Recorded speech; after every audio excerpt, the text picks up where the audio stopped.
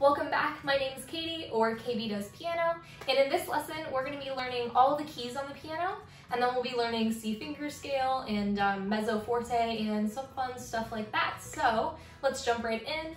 We are in the primer book as per usual, and we're going to be doing pages 24 through 31. So on page 24, it basically just introduces all of the keys on the piano. So remember, notes are what we read on the music, keys are what we play. So we first start out with middle C. Middle C is right in the middle of your piano. It usually matches up with your logo. And then right after middle C, you'll have D, and then E, then F, then G, then it actually resets and does A and B. So that is basically a musical octave. Those are our 7 notes that just repeat up and down the piano in different groups. And you can find that next group of C's by locating those 2 black keys. So remember, the 2 black keys around that is letters C, D, and E. So on page 25, you've got a little song introducing the 2 black keys in C, D, and E. If you turn the page, it's going to play another song all about C, D, and E. And then on page 27, it's introducing F, G, A, and B, which all surround the 3 black keys. So you'll want to go ahead and play those guys. They have little pianos for you to like circle and fill out the notes, which are super useful. I highly recommend that you do that. And then we're getting into C finger scale on page 28. So whenever something goes C scale or C finger scale, it means that you're starting on C, which means that your right thumb should be on C and your left pinky should be on C. Basically, it's whatever the leftmost finger, or whichever finger is closer to the bottom of the piano, that should start on C. So you'll see that on page 28, and then on page 29.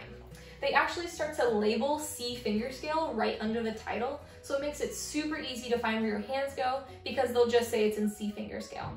You should almost consider this like home base for you because you're gonna be in C finger scale a lot for these books. The next thing on page 29 that we want to cover is measures and bar lines. So measures, basically think of it like a sentence in music.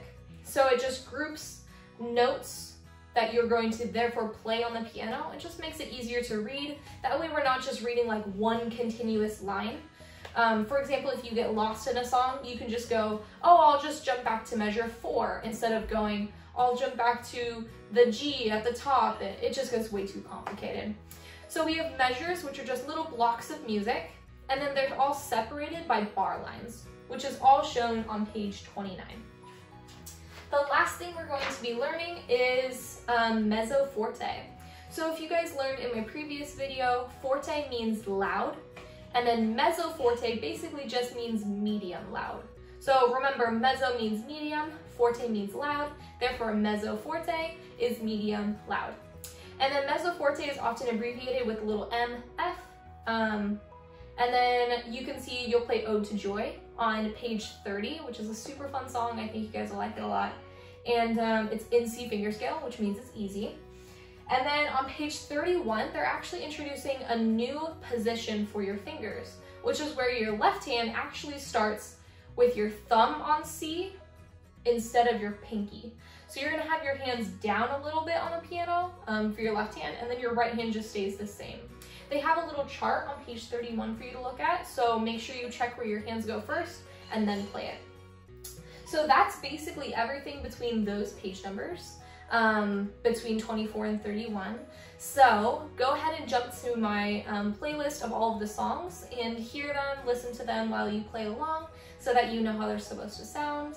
And that's basically it for this lesson. So we learned measure and bar line and mezzo forte, and then we learned all of the keys on the piano and where C finger scale is. So this is a super important lesson that you want to try really hard to remember because you need to memorize where those notes are on the piano or else you won't know where to put your hand half the time.